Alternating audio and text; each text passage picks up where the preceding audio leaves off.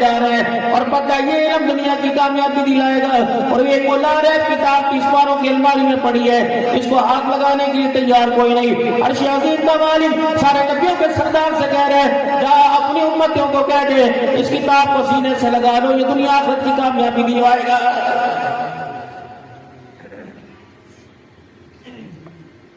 دو باتیں میرے عزیزوں اپنے دل کو چیر کے سنا کے جا رہا ہوں، دو باتیں میرے محترم دوستوں بزرگوں۔ کئی بد نصیب ایسے بھی ہوں گے گھر والے، کہ ایسے گھر بھی ہوں گے کہ 8 دن گزر گئے، گھر والوں میں کسی کی زبان پر اللہ کا نام ہی نہیں آیا ہے۔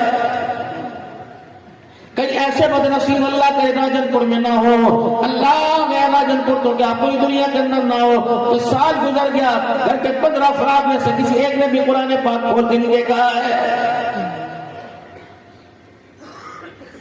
مولانا ارشاد صاحب، حضرت پیر جی صاحب، یقین جانو اللہ کی قسم رونا اس بات کے اوپر نہیں کہ ہمارے بچے قرآن پاک نہیں پڑھے، رونا اس بات کا آتا ہے جو قرآن کے حافظ بنے تھے وہ قرآن کیوں بھول گئے۔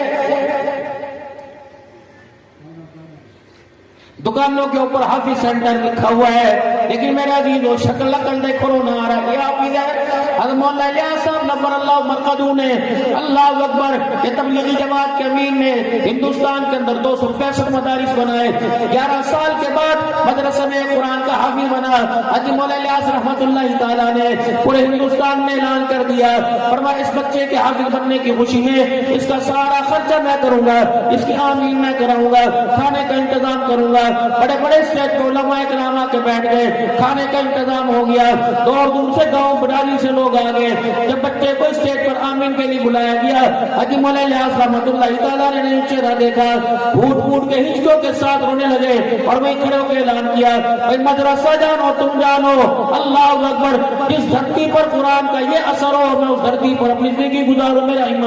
ایمان کی غیرت گوارا نہیں کرتی۔ لوگوں نے کہا درجی کیا ہوا؟ کہ یہ حافظ قرآن ہے کہ 2 سال 11 سال جس نے قرآن پڑھا، ایک بھی قرآن کا سایہ مجھ سے کیسی بڑی، داڑھی اس کی کٹی، بال اس کے لمبے، چلوار اس کی ٹخنوں سے نیچی ہے، یہ قرآن کا اثر ہے۔ اگر ایسے حافظ قرآن ہے تو میری حافظ بننے سے بنانے سے توبہ۔